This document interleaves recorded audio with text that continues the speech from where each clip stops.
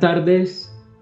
Continuamos hoy, viernes 11 de julio, de febrero, perdón, de febrero de 2022, el estudio de las conferencias de la señora Rada Burnier en Holanda, en el centro de Naarden en 1990, que se publicaron conjuntamente bajo el nombre de Regeneración Humana. Hoy continuamos en la tercera de sus conferencias, en la página 12 y en el último párrafo de esa página que dice los científicos. Hay una beatitud y un poder más allá de nosotros mismos que vienen en ayuda de aquellos que están preparados para recibirlos. Volvámonos hacia aquellas grandes fuentes de las cuales emanan incesantemente la fortaleza y la inspiración a todos los que, olvidando el yo, están resueltos a aprender y a compartir sin reservas. Entonces, bueno, esta tercera conferencia, ella la continuó, habíamos visto, los científicos empezaron con el estudio de la naturaleza material, es lo que estábamos viendo, la diferencia entre el ocultismo y la teosofía en particular, que tiene que ver con todo el proceso de la manifestación en los 7 planos del universo y sobre todo en los 5 que abarca la evolución microcósmica, ¿no?, de la humanidad. Macrocosmo es el que tiene los 7 planos y nosotros por tanto tenemos el resultado de tanto de las enseñanzas de los grandes sabios de la antigüedad como de nuestros maestros que instruyeron a HPB y los demás que fundaron o continuaron la labor de la Sociedad Teosófica, tomando en cuenta todos estos planos, toda esta constitución psíquica, mental, espiritual y hasta divina del universo. Pero los científicos nada más que ven esta cáscara física y el sentido que ellos pueden tener, por tanto de las leyes del universo, son nada más las que pueden detectar en el mundo material, en el mundo físico. Así que los científicos empezaron con el estudio de la naturaleza material, pero han estado avanzando cada vez más, continúa Rada, hasta que algunos de los más importantes han llegado hasta la realidad no material. En el caso del siglo XX, sobre todo Sergei Brin, Rutherford y Max Planck y muchos de los cuánticos se dieron cuenta que aquello no era la materia que conocía la ciencia hasta el siglo XIX, y ella va a nombrar a otro de estos, en este caso uno de los científicos ingleses que también se dieron cuenta de ello. Dice, Sir Alister Hardy ha estado investigando la fuerza que hay detrás de la evolución. Claro, la ley de evolución es muy difícil explicarla a la luz de la energía en el nivel denso del plano físico, que ya no es considerada por los científicos de vanguardia, como el que le nombré, y este Hardy, que yo no me acordaba, ¿verdad?, que es el que ella cita, como un desarrollo mecánico y caprichoso. Es decir, sobre todo en la ley de herencia, la evolución de la forma, como la pudo descubrir hasta cierto punto, o por lo menos en una extensión, sobre todo, ¿cómo se llama? Los nombres se me van de la mente. El de la teoría evolucionista, de que el hombre procede del mono, etcétera, pues todo eso fue nada más que basado en lo mecánico, en lo físico. Pero la mecánica fue totalmente barrida cuando primero Einstein y después los de la física cuántica se percataron de que había una ley mucho más, como si dijéramos, profunda, mucho más invisible, que tenía que ver con las leyes no de la parte mecánica del mundo macrocósmico, sino con esos puntos y de energía y de movimiento de los electrones, de los cuantos de energía, etcétera, que es lo que dio origen a una nueva ciencia ya a mediados del siglo XX.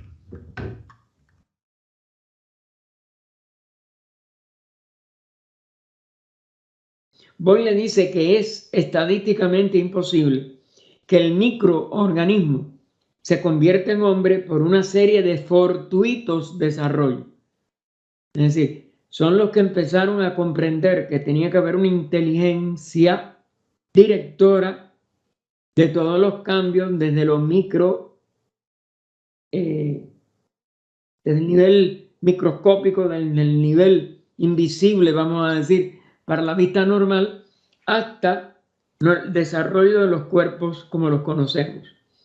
Así que, ¿cuál es la fuerza que hay detrás de todo esto? Se pregunta Rao. Él dice que es la inteligencia. Claro, esto coincide no solo con estos científicos que ella ha nombrado, sino con los otros sobre todo los cuánticos y ya a mediados del siglo, Sir James Dean, que propuso un célebre, vamos a decir, conferencia o reunión mundial de científicos que él la tituló La idea es lo primero. Es decir, la idea, la inteligencia, la capacidad de concepción de toda esta manifestación que vemos en el universo. Hardy, que es otro el primero que ya había citado, dice que es el amor. Va más lejos. Es decir, la fuerza de amar, la fuerza de unir y que trata de que esa unión sea totalmente, como si dijéramos, total. Dirac dice que hay orden y belleza en la naturaleza misma del universo. Así que los científicos están llegando desde el estudio de la manifestación material a la realidad más importante que está más allá. La manifestación es, como si dijéramos, un último de resultado de lo que vemos, es decir, de lo visible, de lo que de las leyes que hemos descubierto, etc. Pero procede de una realidad que es lo más importante y que es lo que está más allá. Y esto es un concepto que, como es natural, ratifica las antiguas enseñanzas del orientalismo, de la realidad que cuando algo llega a la manifestación es el maya, y que ese maya no es la realidad total, la realidad única. Y entonces, ese concepto de que la realidad una no es lo que percibimos, sino sus aspectos manifestados, y que ellos no son la realidad, sino que se encubre en la apariencia de diversidad, y que la realidad nada más que es la unidad total. Es uno de los, como si dijéramos, precedentes de lo que hoy ya en algunos científicos, sobre todo estos de vanguardia, de los que están tratando de explicarse mejor el universo, pues se llamó el campo unificado, la teoría del campo unificado, es decir, de que todo era una unidad. Y eso ya tiene científicos que lo han sostenido, que han tratado de hacerlo capaz de adoptar al menos la estatura de una teoría científica. Y es por ello que se está regresando a los antiguos, se está regresando a la sabiduría que formó nuestra primera manifestación del actual continente, de la actual raza, la quinta, ¿no?, que se desenvuelve sobre el planeta y en el planeta. El universo material, que parece tan real, cambia, incluso puede ser destruido. Es decir, que esta estructuración de una aparente diversidad puede cesar. Eso es lo que en conciencia el budismo plantea con el nirvana. No es nada más que cesar en nuestra capacidad de atención a lo que aparece, a lo que se muestra como una diversidad y no la realidad que es desde el punto de vista de nuestras actuales capacidades de percepción por los 5 sentidos, lo que no existe. Y en cierto aspecto es verdad que no existe, pero es. Otro de los conceptos de la antigua filosofía, de la antigua enseñanza, de que lo que existe aparece de una manera incompleta, de una manera parcial, pero lo que es como totalidad, como verdadera causa de lo que existe, aparece como nada, pero en el fondo, en lo más profundo, es el todo o la nada todo, para hacer énfasis en que todos los pares de opuestos que aparecen en la manifestación, porque la manifestación es en base a diferencias que se radicalizan o se totalizan en los pares de opuestos que llamamos, que son complementarios de una totalidad imperceptible, incognoscible, etcétera, que es lo que en el premio de la doctrina HPB puso como la seidad, no un ser, porque todo ser es una manifestación de estas polaridades, de estos dos extremos, de estos dos últimos y a la vez primeras diferenciaciones de la realidad que en su integridad es incognoscible. La religión es la búsqueda de esta existencia eterna. Eso es y lo que cumple la función etimológica de la palabra latina que se usó para la religión. Re, que es volver a, como preposición, ligare, a ligar, a hacer retornar a su estado de unión primitiva y anterior a toda expresión manifestada. Pero el poder que lo mueve todo, fíjense, que lo mueve todo, es decir, la omnipotencia de esa realidad es otro concepto que no cabe en ningún ser. Todo ser manifestado, que no puede ser nunca ser la seidad total, porque la seidad total es inmanifestable en su integridad, porque no habría desde dónde percibirla, pero tampoco esa realidad, aunque contiene toda la posibilidad de toda energía y de toda potencia, por decir, la posibilidad teórica, vamos a decir, de la omnipotencia, no es manifestable totalmente. Siempre manifestará una parte de esa potencia. Otro de los difíciles conceptos y sin embargo irrebatibles de esta consideración de la diferencia entre lo que es y lo que aparece o se manifiesta o existe.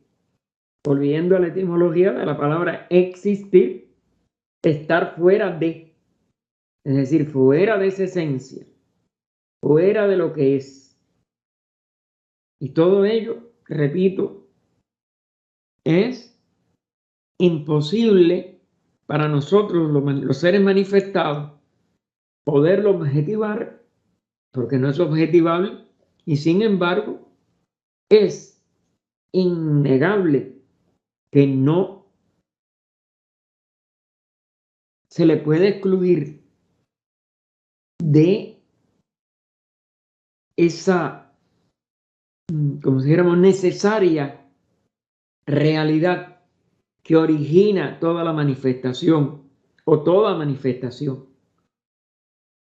Así que, volviendo al texto, el universo material que parece tan real cambia, incluso puede ser destruido. Y de hecho sabemos que cíclicamente deja de expresarse para durante otro ciclo siguiente volver a expresarse. Es decir, que él alterna constantemente su condición de expresión en el existir y su retorno a su esencial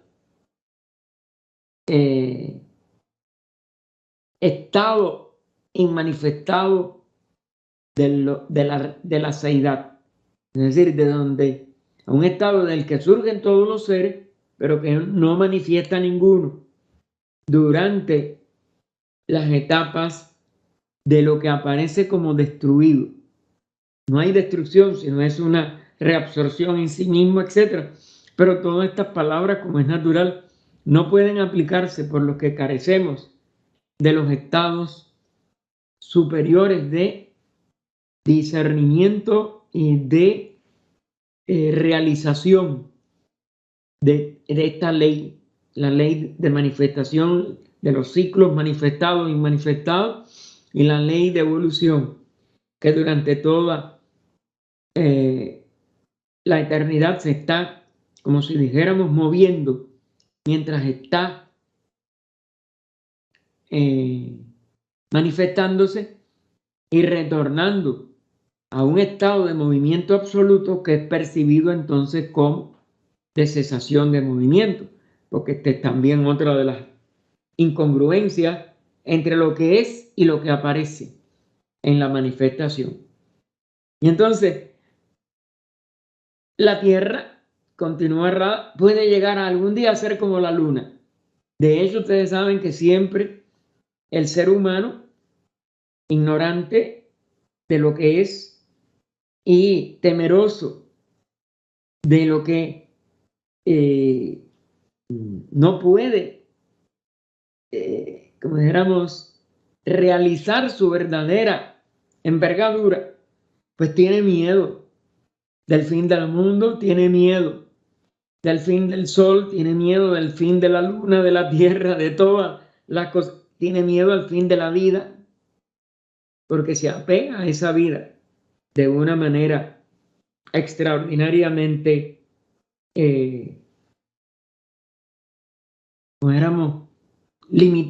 con una limitación enorme de su apego a esa expresión. Y eso nada más que es el resultado de nuestra ignorancia. La realización de conocernos a nosotros mismos, integral, total y completamente, es lo único que puede para nosotros destruir ese miedo y destruir esa ignorancia que es la resultante del miedo. Así que la Tierra puede ser llegar algún día a ser como la Luna, es decir, un planeta muerto, pero el poder que lo mueve todo existe siempre y la creatividad continúa. Es decir, cada universo, aunque termine su periodo de expresión, que no es destrucción, sino disolución en sí mismo, va a volver a tener otro periodo de manifestación cíclica. La religión es la búsqueda de toda esta existencia eterna, habíamos dicho. Es la liberación de la existencia finita, es lo que sí se produce en el ciclo del reposo, o como le llaman en el oriente, pralaya, en contraposición del Manvantara, en que estamos ahora, la manifestación, y la fusión con lo infinito. Es decir, lo finito, lo temporal, lo mortal, lo perecedero, se sume en lo infinito, lo inmortal, lo imperecedero. Pero no hay en ningún momento, si nos conociéramos a nosotros mismos, ningún tipo de mal ni de destrucción irremediable. No podemos hablar de religión aquí porque este es un tema muy amplio, como pasa con todos los temas de las leyes del universo, de la espiritualidad, de lo que somos, porque como estamos ignorantes, como no nos hemos autorrealizado, no nos conocemos a nosotros mismos, no nos podemos, por tanto, identificar con lo que de verdad somos, sino con los cuerpos en los cuales estamos manifestados. Pero en su base está el conocimiento de que lo finito no puede concebir lo infinito. Otra de las características de nuestra conciencia manifestada. No podemos concebir lo infinito como estado de conciencia, cuando más como ciertas expresiones que nos lleven a una comprensión intelectual, pero no a la realización de esa infinitud. Por lo tanto, lo finito, y aclara entre guiones errada, lo que yo denomino mi mente y yo misma, debe romper la cáscara para conocer la verdad, la cual en el sendero religioso se entiende como sagrada. Una causa verdaderamente,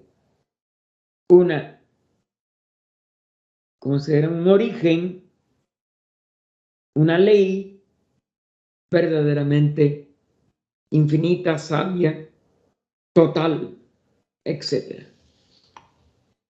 La filosofía busca comprender la naturaleza y la relación de todas las cosas, resumida sucintamente como Dios, el hombre y el universo. Como está el título de,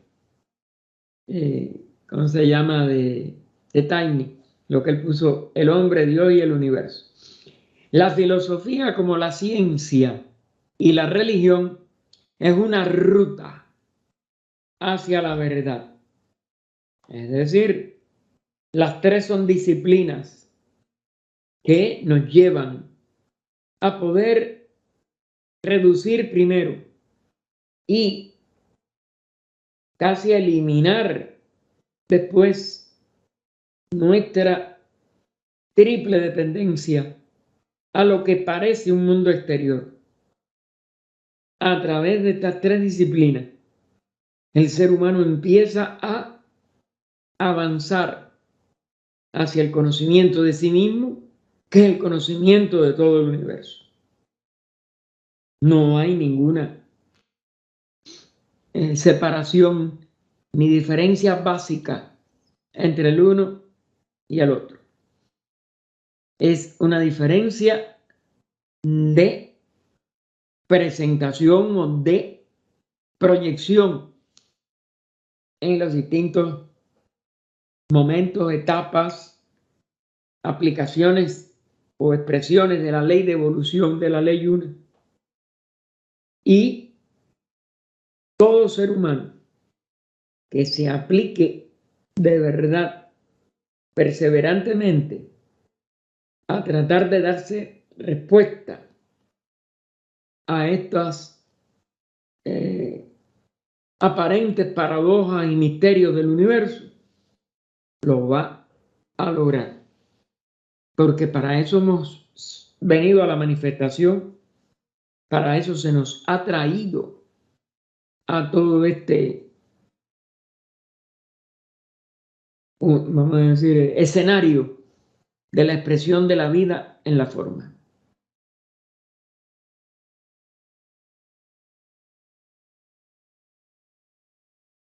Lo importante, pero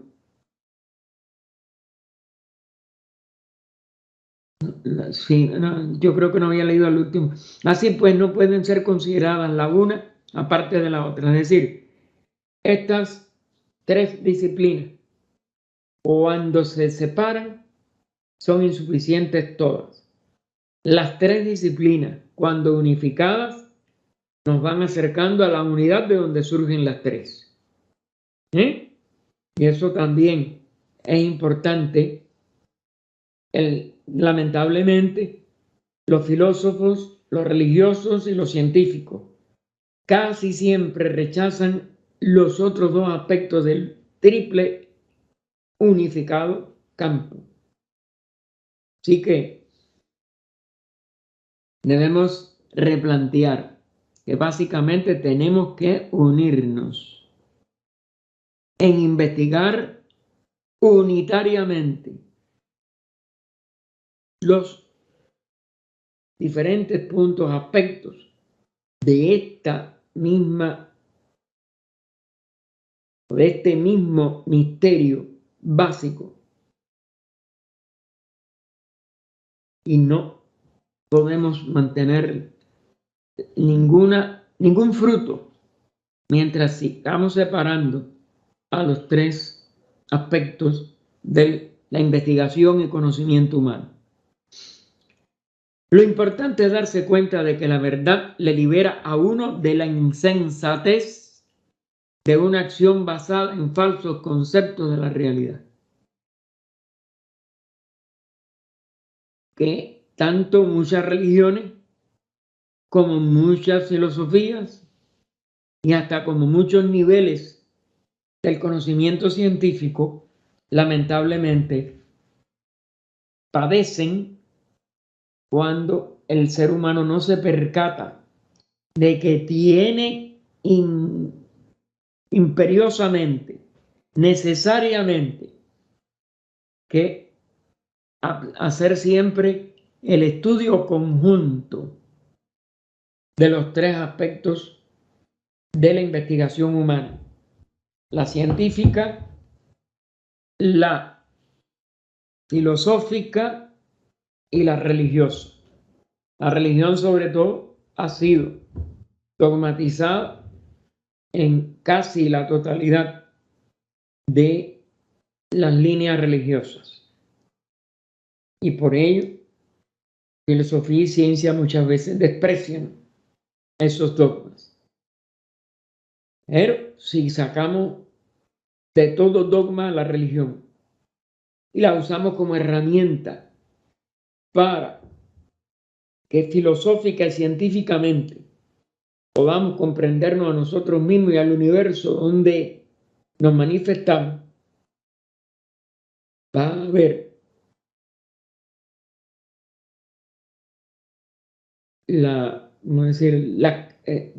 vamos a establecer o restablecer más bien, vamos a restablecer las condiciones a través de las cuales esa sabiduría es posible a llegárnosla por la unión de los tres aspectos de descubrimiento, investigación, desarrollo de la conciencia en que nosotros vivimos, nos movemos y tenemos nuestro ser. Y Rada dice, lo importante es darse cuenta de que la verdad le libera a uno de la insensatez de una acción basada en falsos conceptos de la realidad. Y esto es importantísimo y necesario. No hay otro apelativo. Así que la verdad de ver una cuerda como una cuerda, que ya lo vimos, este es uno de los ejemplos fundamentales de Vivekachudamani, el libro de Sankaracharya sobre esta sabiduría interna que se puede percibir a través de un discernimiento, de la joya de o lo más preciado de este discernimiento de sabios, etcétera. Pues estamos en el deber, de una vez que ya lo vemos, que está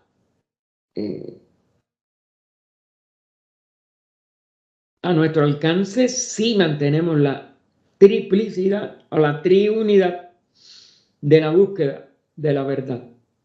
Tiene que ser las tres entrelazadas y la búsqueda tiene que hacerse totalmente. Y la falsedad, que la insensatez produce cuando se consideran como separadas, como superiores una a otra, etcétera, pues hay que de todas maneras hacerla regresar a la unión completa de ambos tres líneas de investigación. La verdad de ver una cuerda como una cuerda evita que una persona se deje arrastrar por el miedo o trate de matar.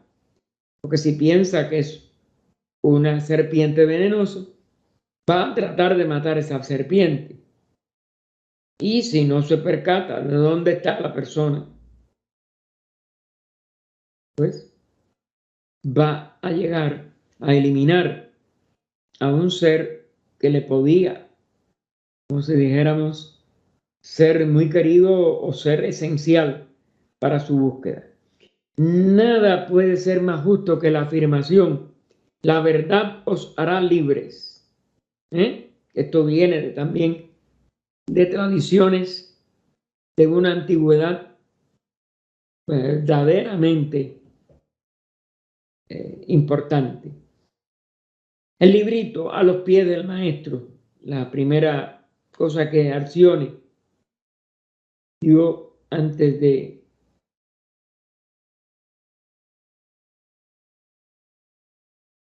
vamos a decir, de la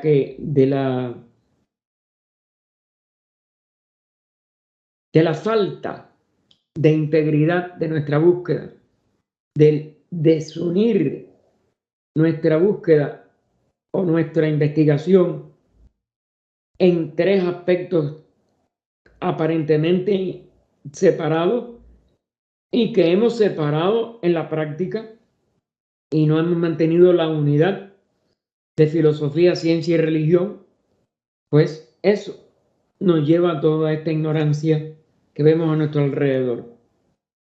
Nada, bueno, ya eso lo vimos.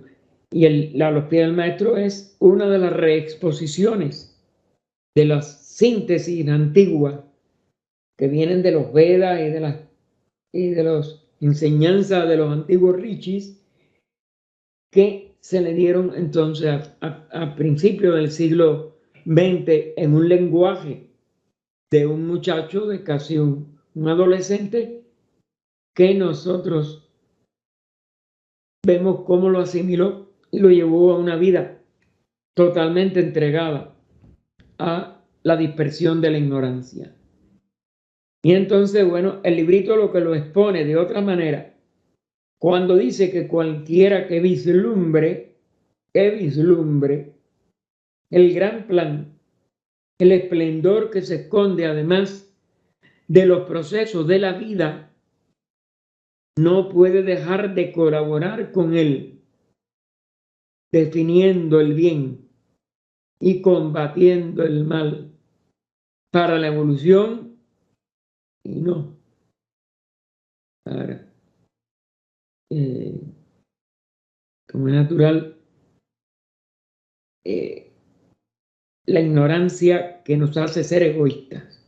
Porque el egoísmo ya es en sí una consecuencia del egoísmo y es cuando renunciamos a investigar con sabiduría y nos quedamos en lo separado, que es falso y por eso le llamamos mal, que no es el bien de la unidad y que no es objetivo para la evolución o útil para la evolución.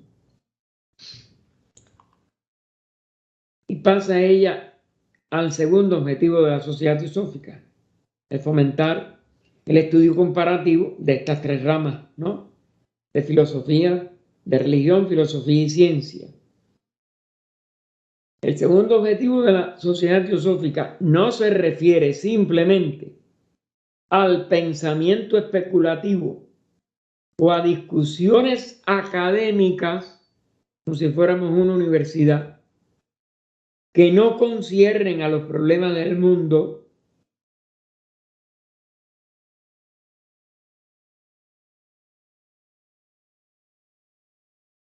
o a nuestros problemas como individuos. Es decir, ni conciernen a los problemas de toda la humanidad, que son los que dejaríamos del mundo, ni a lo de cada individuo, que aunque se repitan esto y lo otro, mientras no se descubra a través de esta autorrealización profunda de la unidad de las tres leyes que nosotros llamamos como metodización del estudio de esas leyes, filosofía, ciencia y religión, pues no tenemos cómo salir de nuestra ignorancia en que nos encontramos actualmente.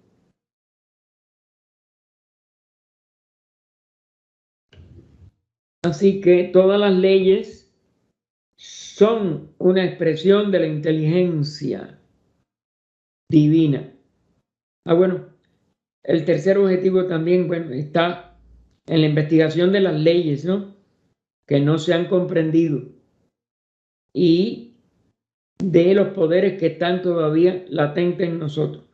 En una ocasión, cuando se celebraron, creo que fue el centenario en el año 96 de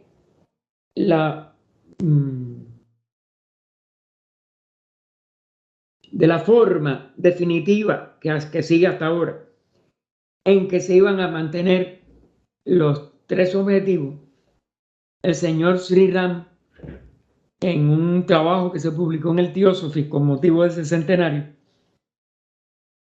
se preguntaba, o más bien trataba de contestar lo que más le preguntaban del tercer objetivo. ¿Cuáles son los poderes latentes? Todo el mundo quería enseguida, vamos a decir, contestar de que tenían que ser la clarividencia, la clariaudiencia, toda una serie de cosas psíquicas que no tienen que ver con lo que está latente. Y él dijo, no, esos poderes no están latentes. Esos poderes no se han hecho, como si dijéramos, los enlaces entre sus manifestaciones físicas y sus manifestaciones suprafísicas. Porque todos nosotros vemos físicamente, tenemos la visión. Todos nosotros oímos, tenemos la audición. Y las personas interpretan que los poderes latentes son poder integrar su expresión a través de lo psíquico que no está en el organismo físico, pero eso no está latente, eso está desconectado. Lo que de verdad está latente en la conciencia humana, que no se expresa en ningún ser humano, es la unidad total, la unidad de la vida. Eso no tiene ningún sentido que funcione en el plano físico. Eso no tiene ningún sentido que funcione en lo psíquico. Eso únicamente es el conocimiento de sí mismo que está latente en todos nosotros. Y eso demuestra cuán, vamos a decir, equivocadamente se ha interpretado el tercer objetivo de la sociedad. Se sigue insistiendo desde la época de los primeros tiempos de la sociedad en que el ser humano debe de desarrollar poderes psíquicos, debe de desarrollar toda una serie de capacidades que se consideran latentes y no están latentes.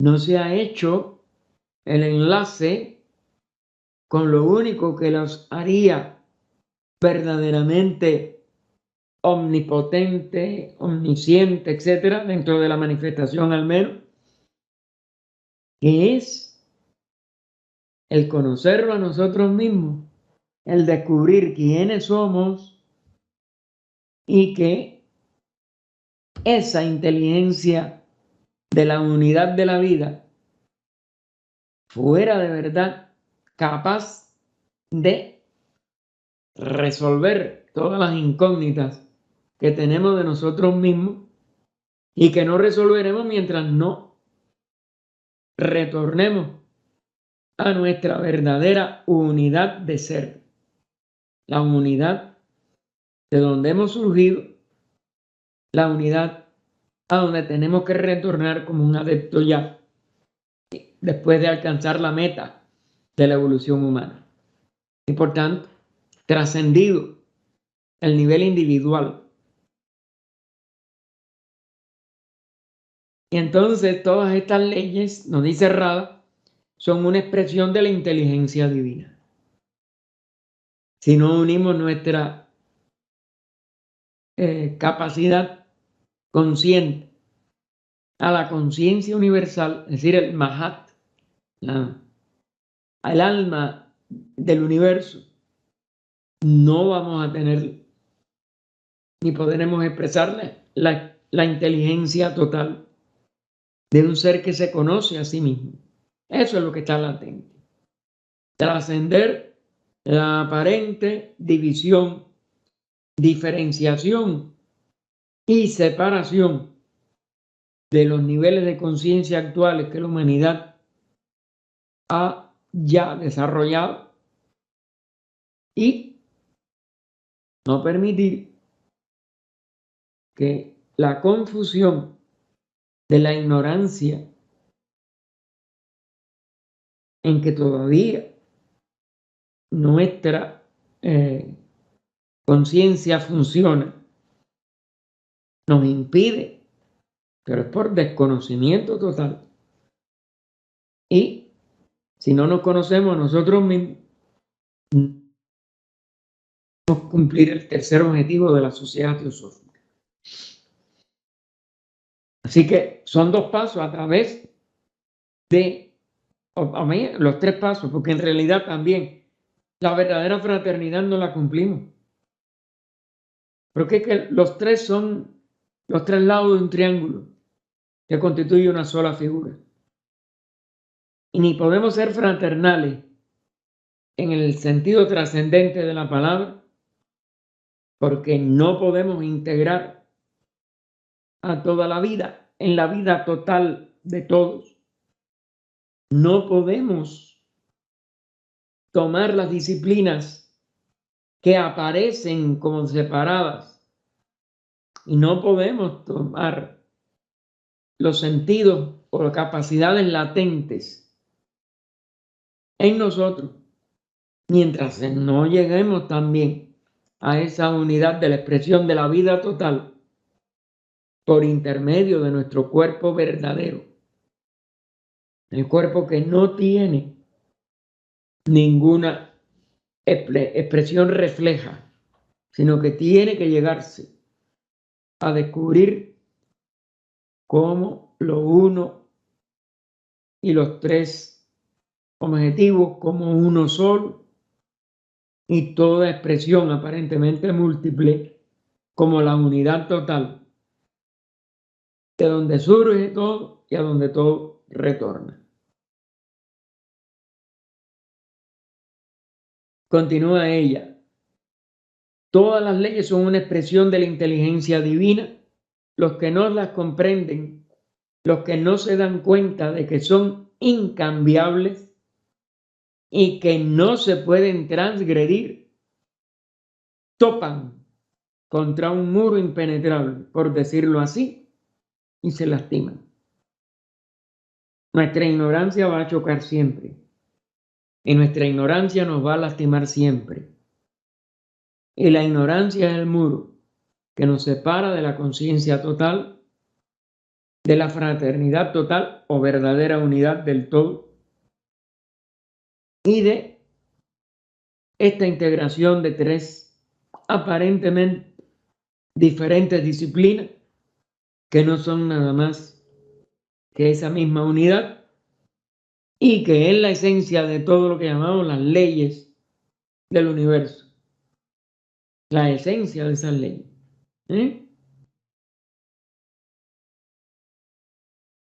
Por eso ella dice, todas las leyes son una expresión de la inteligencia divina.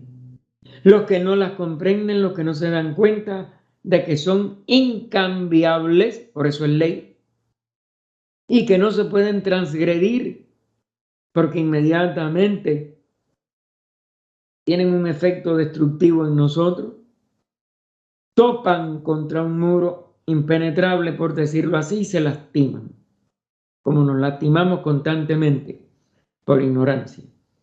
Por otro lado, el conocimiento de la ley es un poder para acelerar el progreso, acelerarlo. Y lo veríamos si de verdad nos encaminamos a través de un verdadero discipulado, no de un imaginado. Porque la imaginación nos hace sentirnos vanidosamente discípulos, etcétera, y no es así. Pero un estado verdadero de aprendizaje puro, de aprendizaje en su verdadero sentido de la palabra, pues ya no nos pide más nada. Se acelera el progreso de una manera, como si dijéramos, total, íntegra. Si no comprendemos cómo actúa la gran corriente de la evolución, cuán grande es el designio, caemos en la insensatez y la vanidad. La vanidad de que yo sí sé, porque la misma ignorancia nos hace ser doctos ignorantes, y lo insensato de pensar que sabemos cuando estamos ignorantes. Todo el mundo es vanidad, porque el hombre cree que puede trabajar prescindiendo de la ley, porque no trata de comprenderla. Es decir, nos mantenemos totalmente ajenos a todo lo que nos puede dar un impulso de evolución, de aceleración de esa evolución y lo que es más grande, y culminación de esa evolución. Pero si lo deseamos nada más, ya el deseo mismo ya está en relación con la ignorancia y con la personalidad. Jamás lo lograré. Es un estado interno de comprensión que no necesita movimiento alguno adicional. La comprensión integral de la unidad de la vida, de que todo lo que nos permite conocer la vida es un triángulo también de tres lados de una misma capacidad de unión, de aprendizaje, de unión y de unión de aprendizaje, valga la redundancia, que no puede dejar ningún resquicio ni ningún punto débil. El ser realiza su unidad con todos los seres y todas las criaturas. La ley de la armonía es tal vez la más importante de todas, porque todas las demás leyes pueden ser una expresión de la gran armonía del universo. Es decir, no es solo es unidad, es que es la esencia de toda armonía de que esa unidad produce, que esa unidad puede manifestar ya sin cortapisas, sin limitaciones, sin ningún no más allá, porque se vuelve infinita, eterna, omniabarcante, omnipenetrante, omnipresente. Este objetivo implica el estudio no solo de la naturaleza en su manifestación externa, que es un velo, pero un velo que en su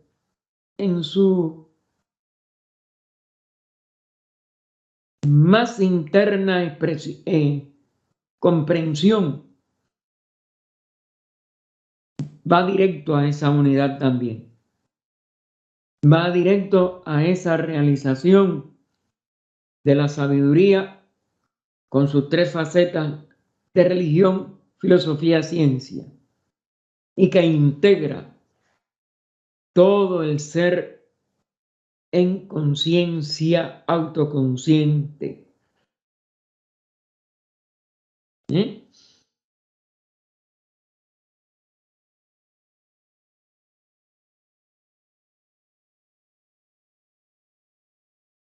Y eso, fíjense cómo, aunque la naturaleza mayábicamente nos siga apareciendo como su aspecto manifestado, como si dijéramos, llena de expresiones bellas, etcétera, pero por tanto de diferencias, todas las diferencias se comprenden, se realizan dentro de la unidad subyacente.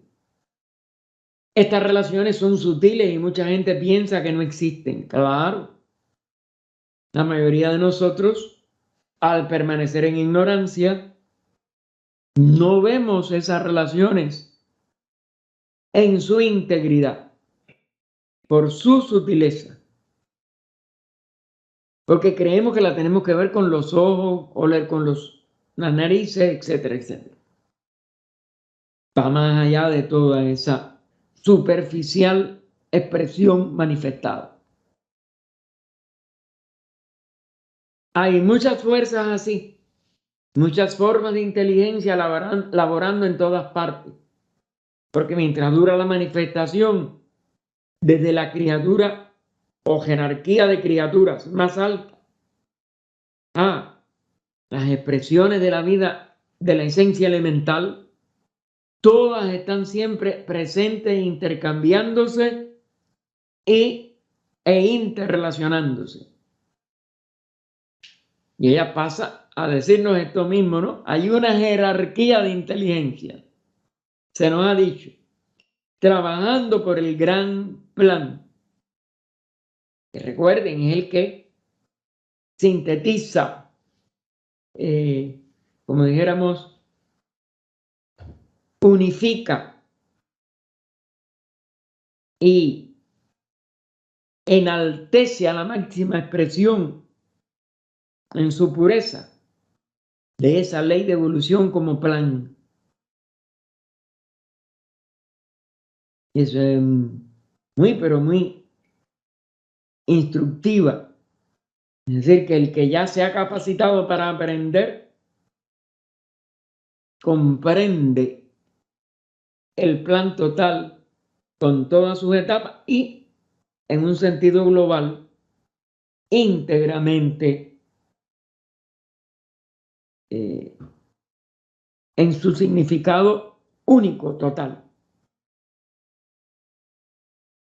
¿Qué lugar ocupamos nosotros en todo esto? Se pregunta Rada. ¿Podemos reclamar un lugar que no esté en el plan? ¿O podemos esculpir un lugar para nosotros mismos según nuestras propias ideas? La autosuficiencia del ser que se cree separado. Tenemos que abandonar nuestras ideas y descubrir cómo vivir de acuerdo con el plan.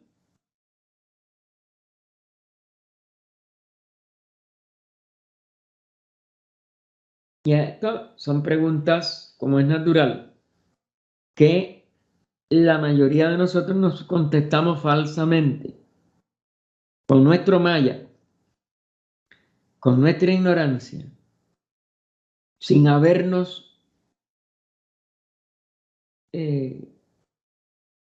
autocompletado en el nivel de evolución en que nos graduamos para el beneficio de todos los seres y de todas las criaturas.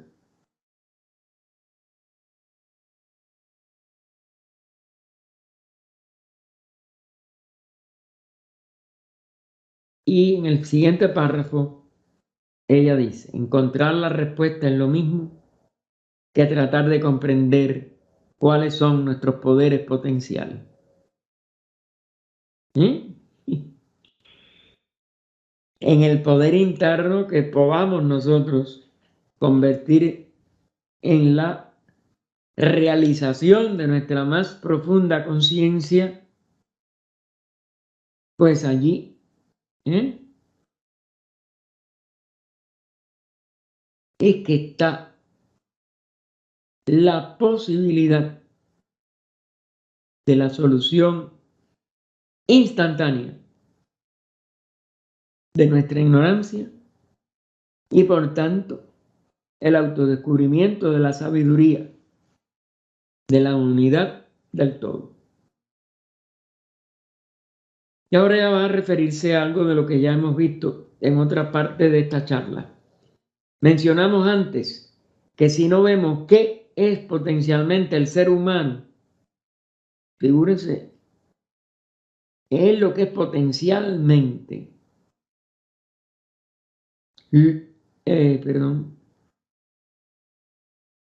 no podemos crear unas circunstancias que ayuden el verdadero progreso. ¿Claro? Porque empezamos otra vez a dar palos a ciegas. Aunque hayamos tenido quizás el mejor comienzo, vamos a decir. Pero una vez que no fijamos nuestra atención en esa comprensión total de lo que somos, pues podemos enseguida empezar otra vez a proyectar a través de nuestras personalidades, de lo que no somos, esa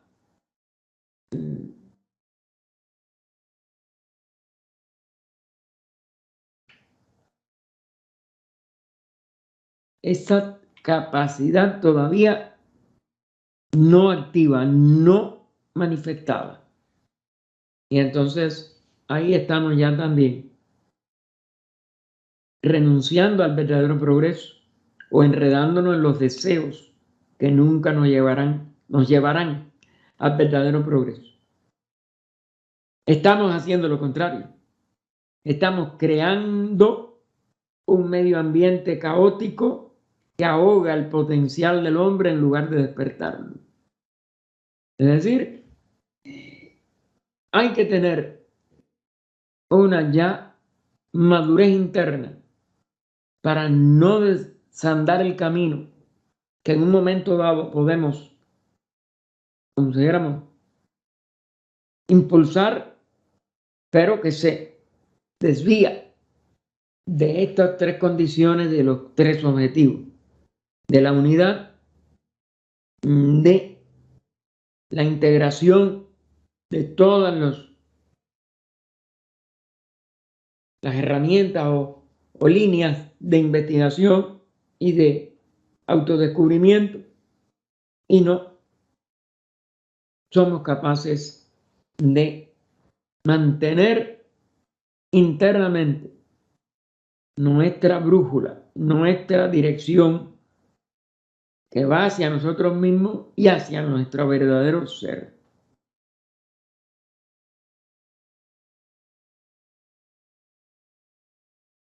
Y entonces, así pues, el estudio del ser humano, tal como realmente es decir, estudiarnos a nosotros mismos como realmente somos, y de sus posibilidades más elevadas, las profundidades o las alturas que puede alcanzar, es importante para la humanidad. La humanidad tiene que de todas maneras decidirse, lanzarse y perseverar y de verdad autodescubrirse.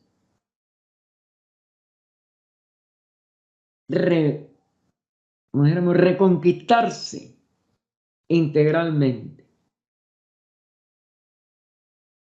Y esto, como es natural, no puede tener ni el más ligerito desequilibrio. Tiene que ser total e irrenunciable y perfectamente elevado a su realización plena. Y ella nos dice, para concluir, me parece que para que el trabajo de la sociedad sea efectivo, hemos de ver la relación entre los tres objetivos de la sociedad teosófica y la relación de todos ellos con el desarrollo de la conciencia humana y la elevación de la humanidad. La historia de la sociedad es clara sobre este punto. Lo único para lo cual se fundó es para ayudar al verdadero progreso de la humanidad. Para ayudar al verdadero progreso de la humanidad. Para eso nació la sociedad. Y pregunta, ¿cómo puede la sociedad tener objetivos que no tengan nada que ver con ese propósito?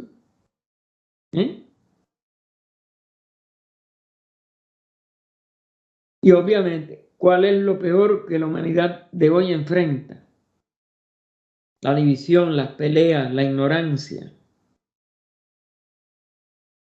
Remedio único, fraternidad. ¿Cómo se pone en práctica? Uniendo las tres disciplinas para poder elevarnos a la sabiduría que ellas son capaces de darnos. ¿Cuál es el resultado? Que no queda ni un solo aspecto de ninguna de las expresiones en lo manifestado, pero de la ley una, la ley de esa misma unidad de la vida, la ley de que no tiene misterios por resolver, porque es la ley en su integridad.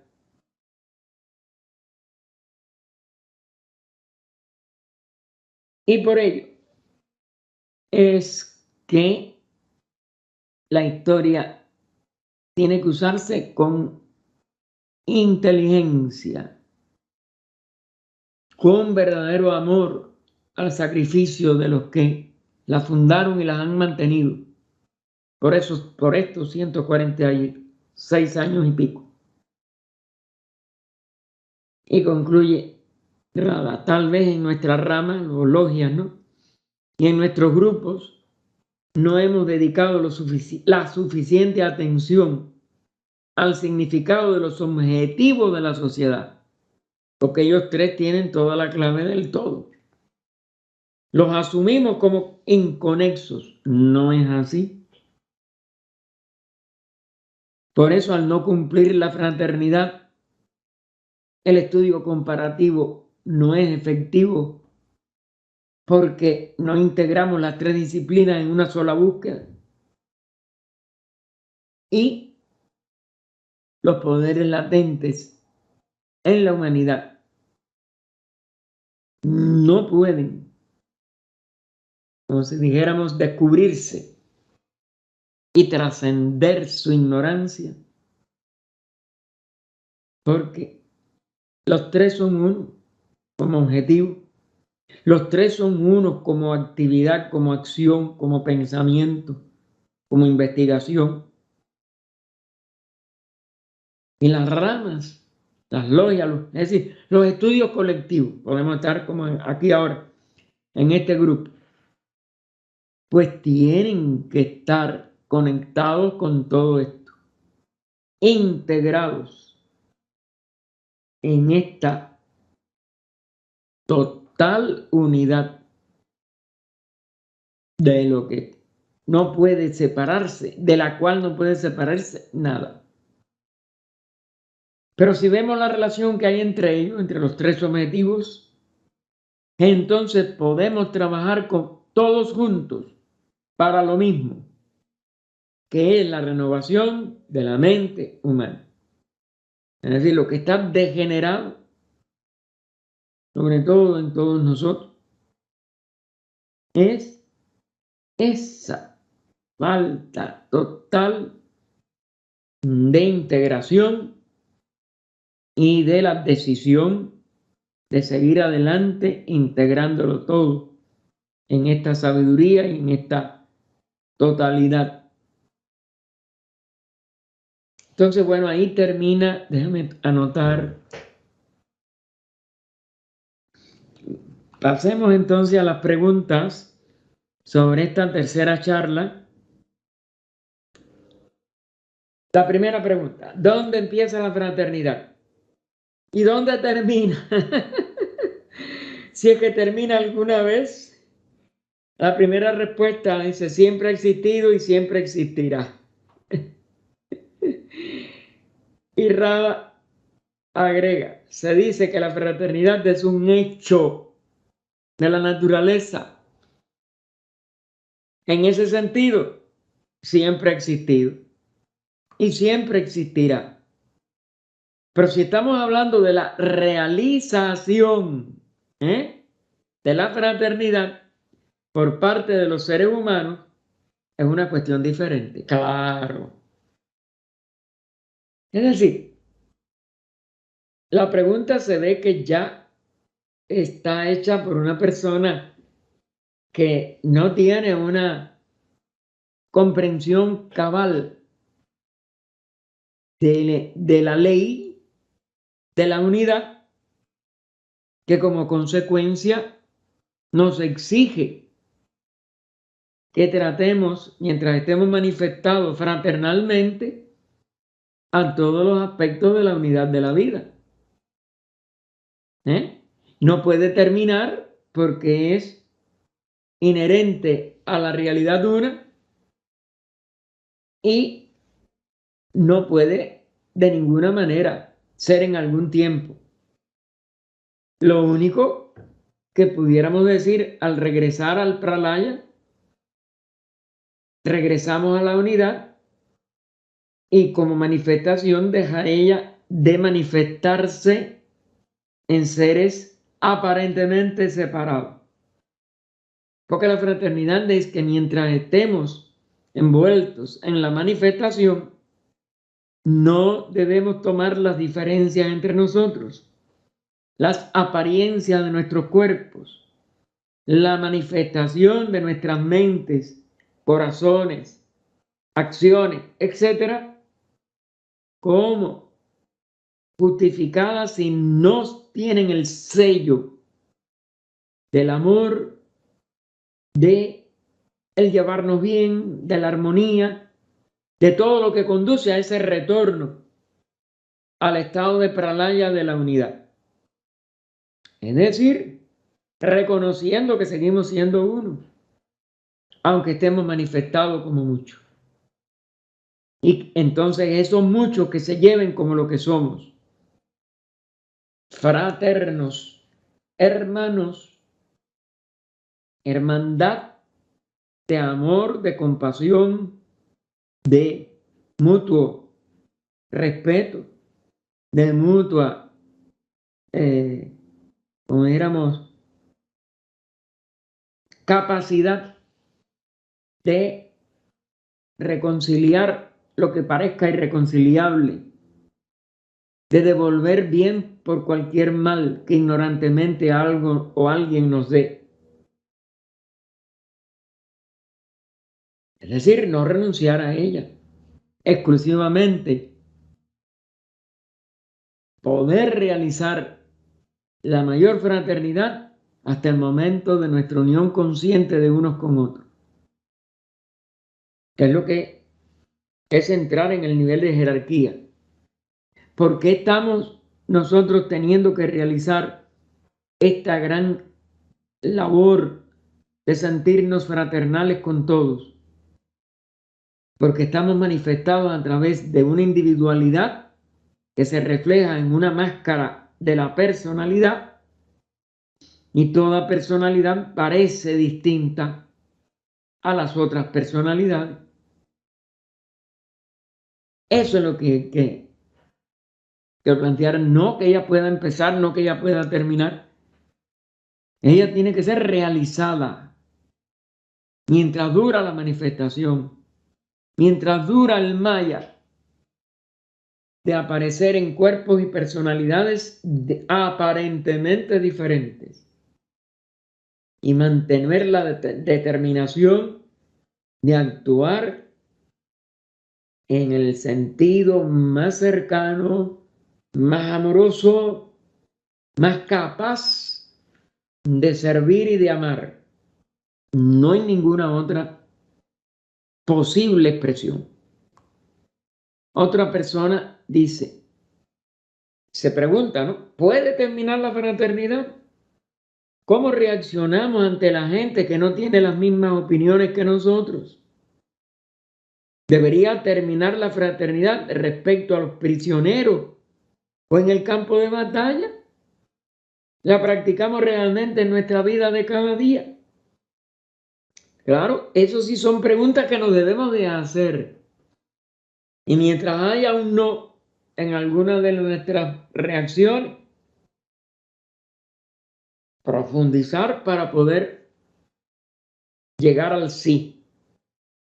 Sí, soy capaz de ver a uno que esgrime un arma para matarme, de amarle y de compadecerle por su error, pero soy incapaz de sentirme agredido, separado o justificado para no ser fraternal con la persona que me quiere dañar o que me daña verdaderamente.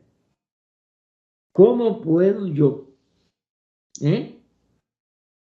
ser capaz de reaccionar con la misma negatividad ignorante del que me desafía o del que me ataca o del que me critica por mis opiniones?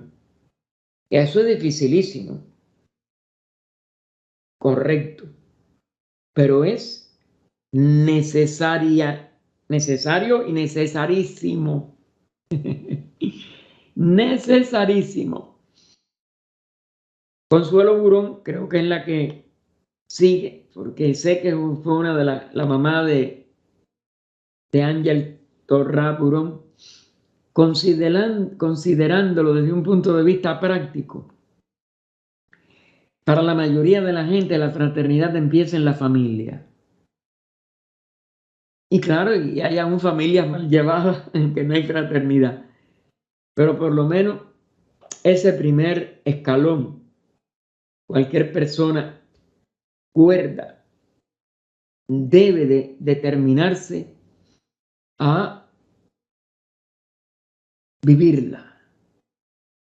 ¿Cómo voy a dejar de vivir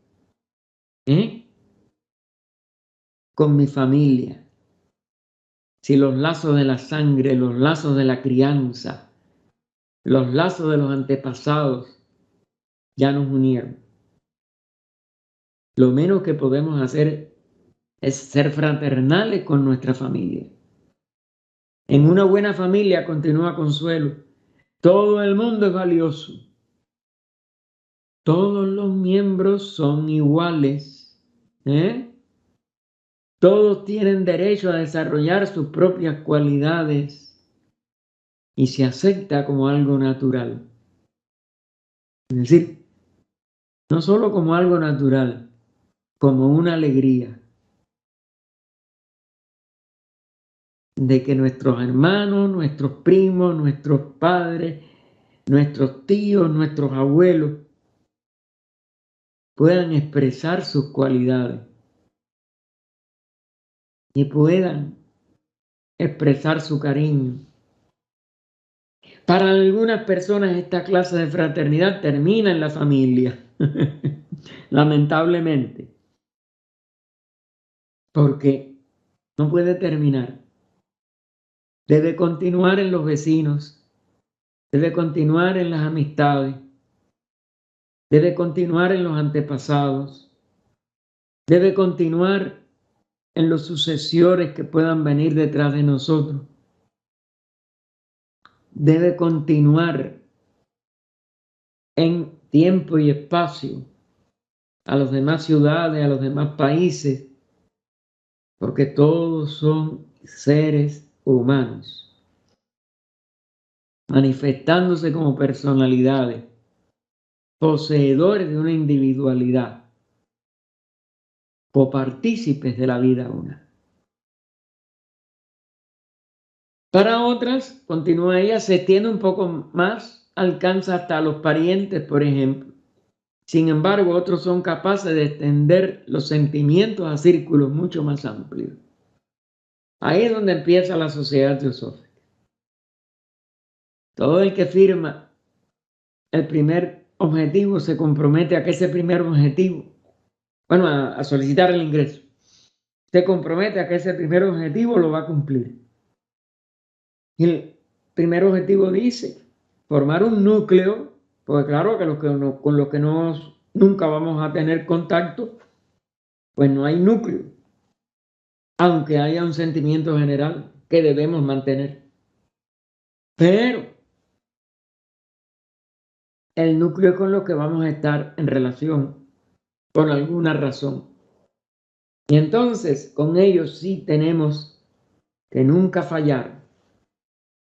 Ellos fallan, no importa. Quien no tiene que fallar es el que firmó su adhesión a la sociedad teosófica y a su primer objetivo. Y dice fraternidad universal, sin distinciones, aunque se pongan los ejemplos de sexo, casta, clase social o color, religión, etc. Que debe de ser sin ninguna distinción. Nada más que estamos comprometidos a ser fraternos con todos. Los que en algún momento dado se pongan en contacto con nosotros o aún con todo lo desconocido y sentir a la humanidad como nuestra hermana. A todos los seres humanos como nuestros hermanos. RB nos dice, tal vez tanto el egoísmo como la fraternidad se originaron cuando el uno, es decir, la seidad, la esencia de todo ser, se manifestó en dos, lo positivo y lo negativo. Es decir, los dos polos de manifestación. Indudablemente que eso va a estar presente en todo manifestado.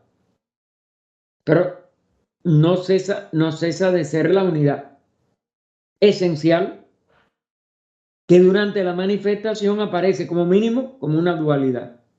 Después vienen todas Es decir, el 2 se convierte en 3, el 3 en 7, por interrelación, el 7 en 7 a la potencia, al cuadrado, 49, a la tercera potencia, a la quinta, a la sexta, a la séptima, etc.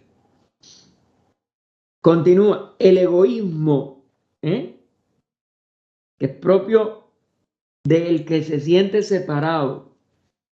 ¿Por qué se siente separado en nosotros? El vehículo. Porque él está así conformado como una expresión separada del ser uno. Pero como la forma física es tan densa, no sentimos entonces la unidad esencial que no se ha roto, pero que el vehículo no percibe. Y por tanto, la mente que vamos formando a través de los 5 sentidos, dejamos de percibir la unidad. Y entonces cuando surge lo que viene ahora en lo que va a decir, el egoísmo y la autoconservación son de la naturaleza misma, de la vida biológica, es decir, del vehículo. Y como confundimos tanto lo biológico y la añadiríamos como conocimiento teosófico y la esencia elemental de esas formas de vida de nuestros cuerpos, es decir, las células, todo tiene una base elemental de expresión de la vida en esas formas tan densas, las células del organismo, etc. Y todas ellas tienden ciegamente a mantener la vida del cuerpo. Se están identificando con el cuerpo. Saben que si el cuerpo ya no estuviera, no podrían continuar, al menos en ese cuerpo. Entonces, en la etapa humana se transfirieron al nivel psicológico. Aquí es donde viene entonces, como si dijéramos, la mula tumbó a Genaro. La psiquis humana, embebida de esa separatividad, ignorante de nuestra esencial unidad, justifica la actitud elemental de querer estar separado. Recuerden que los elementales van en la línea de descenso hacia el reino mineral, donde van a estar más separados que nunca de todo y más encerrados que nunca en todo. Pues la consecuencia de la psique, ¿cuál es? No, yo soy yo, a mí no me interesa lo demás. Yo no siento que... Y no razonamos que la vida que yo estoy sintiendo como mía la siente el otro como suya, pero que es la vida una. Eso, indudablemente, el nivel psicológico no lo puede distinguir. Y la información que recibimos a través de la teosofía no lo puede destruir tampoco. Se necesita vivencia. Vivencia para sentir la vida de todo, que es el todo en todo. Así que el instinto de autoconservación de la forma biológica, donde esa vida reside aparentemente separada, es el lado oscuro. Pero la oscuridad no puede existir sin la luz. Es decir, lo que es que no apartar nuestra vista consciente del lado de la luz. Incluso en las criaturas sencillas hay fraternidad. Se pueden ver expresiones de hasta sacrificar una vida por la de la otra, etc. Si un cuervo es atacado, los otros cuervos se lanzan para alejar al enemigo, para distraer su atención y salvar al que está siendo atacado. Se sabe que los elefantes acuden para ayudarse unos a otros. Las ballenas tienen un gran sentido de fraternidad. Se convierten en víctimas de la crueldad humana, porque si una ballena es herida, las otras acuden enseguida para ayudarla y todas son asesinadas. La maldad humana llega hasta ahí. Así pues, parece que este instinto es también primordial. El ser humano no puede usar el instinto porque se ha individualizado.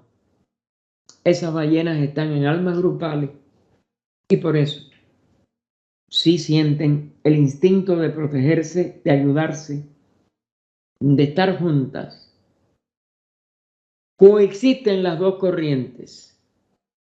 Y ese es que el ser humano, por eso, como ya no tiene la parte instintiva inferior, ha sido sustituida por desarrollo mental, pues tenemos que llegar a nuestra verdadera expresión superior por comprensión interna. Así pues, parece que este instinto es también primordial. Coexisten los dos conceptos. En definitiva, hay que trascender la oscuridad. Es decir, nos tenemos que lanzar hacia la luz y no conformarnos con la oscuridad. Desde un punto de vista práctico, no empieza la fraternidad con cosas sencillas, simplemente con la amabilidad corriente. Cuando se comienza a pensar en términos de la otra persona, en lugar de pensar solo en nosotros. Nos gusta divertirnos, pero otra persona tiene que trabajar. Estamos preparados para sacrificar un poco de nuestro ocio para ayudar a la persona que está trabajando, o sea, solidaridad. La fraternidad empieza de esa manera. Pero aun cuando seamos fraternales y amables o solidarios, en el sentido ordinario de la palabra, todavía persiste el sentimiento de diferencia con los demás. Se sigue estando en un mundo de dualidad. Así pues, hemos de continuar practicando la fraternidad hasta que desaparezca la tendencia de la mente a ver en términos de dualidad.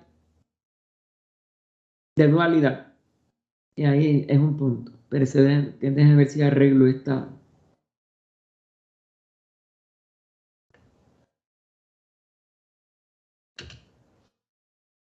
Incluso la fraternidad, la palabra fraternidad sugiere que existe un hermano y yo mismo o yo misma.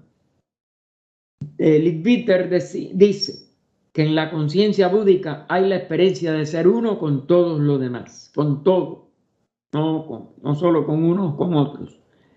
Pero hay una etapa más allá de eso, donde no existe el yo, es decir, en Atman, para ser uno con los demás. Todo se conoce como el uno. Ese es en el nivel átmico.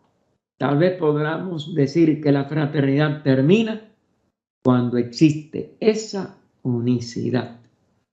Es decir, pero no usaría yo la palabra termina, sino culmina. Porque el sentido de unicidad es un sentido de culminación. Aquí tenemos que terminar. Así que lo dejaríamos en el inicio de la pregunta. Se refería. Voy a subrayarlo en color o rellenarlo en color. Ok. Porque es larga la pregunta y no quiero tampoco eso. Y entonces sería en la página 46.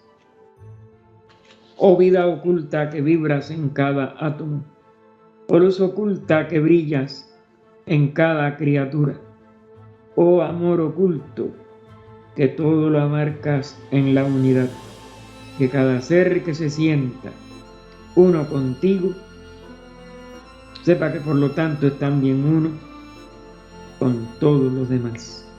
Paz, paz, paz a todos los seres. Nos vemos, hermanos. Bueno, déjenme terminar la grabación. Continuaremos el próximo viernes en la página 46 y en la última pregunta que ha quedado subrayada en amarillo en el libro que estoy utilizando y que es la pregunta casi al final de la página 46. No,